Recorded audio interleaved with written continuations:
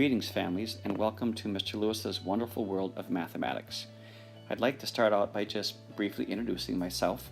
I've been at MMW for over 20 years, and yes, I love math and I love middle school kids. My family, I have 4 children. My wife, Lisa, who's also a teacher, she teaches at the high school, language arts. And the pictures here, you have Anna on the left, she's a sophomore at MHS. Katie is a freshman, just started at Colorado Christian in Denver. Sam's a 5th grader at Groveland. Jonathan is a freshman as well at Normandale. I got my teaching licensure from Concordia St. Paul and my master's from St. Mary's University of Minnesota. Some of the things that I really love doing is coaching. I'm a head MMW boys cross country coach. Another thing that I do is lead wilderness trips in the summer, and I'll talk to the students a lot about this. This is a group of students that I took this last summer. One of the highlights for me was Peter Fancook, who's on the far right. He is a former student of mine and also went on a former Boundary Waters trip, and he came along as my second adult. Very, very fun. Talk a little bit about my belief system and types of things. I'll talk to the students a lot. This is a core for me, which is from Carol Dweck. A student's ability in math is not fixed. Training in math makes you better in math. We'll talk a lot about effort, talk a lot about you can get in better with math and you can improve. My goal for your students, one of the things I'm very strong on is building a sense of community, which is positive and energetic, and just challenges the students, creating, of course, a solid foundation in mathematics. This is something that gets me very tired at the end of the day, but I really do realistically try to do this, is to have your amazing middle school kids engaged 100% all the time, and that's a big challenge for myself.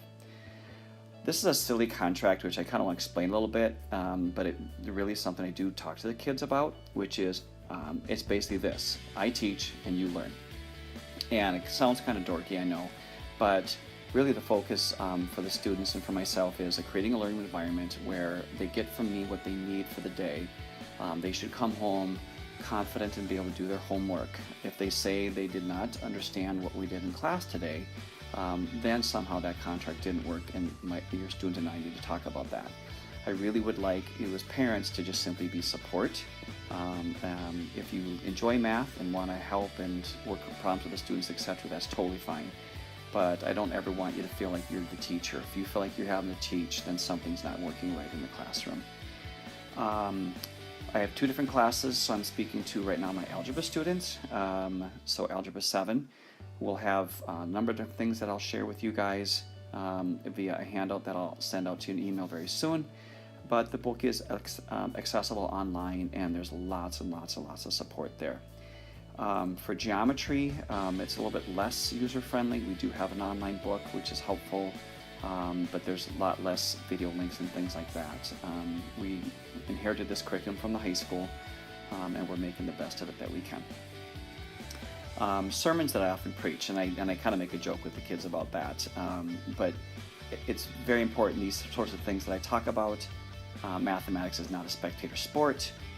We have to focus, learn, and participate. Mastery is very, very important. I'll emphasize this over and over, that students, if your goal is to simply get it done, you're wasting your time and money. Always working to strive to get faster. Number 3, I'll talk to the students about your brain as a computer, and it can get faster the more that you work with your arithmetic facts. If you don't work on those things, your computer gets slower. And having fun and convincing yourself that we can be successful in mathematics. Math help, I'm available every single Tuesday morning and then every other Thursday. And then Mr. Godowski, who is a really good resource, is always available in room 101A, the Tech Ed Robotics room. We can set him up with tests and quizzes for makeup and things like that, so that'll be something we'll work with. Homework, for all my classes, expect it daily. The length of time will depend on your student, how quickly they process, how focused they are, the difficulty of the material for them, etc. Really, I would say on average 30 to 45 minutes at most of concentrated, undisturbed time. next course for my 7th grade algebra students, they move on to 8th grade geometry, and my 7th grade geometry students move on to higher algebra. Communication is very important. I'm a father of students in the district, as you saw, and so it's very important to me that we work together. I've learned that through my own students as well, my own children. You and I working together for your student. Emailing, of course, is the most common way we will communicate with each other.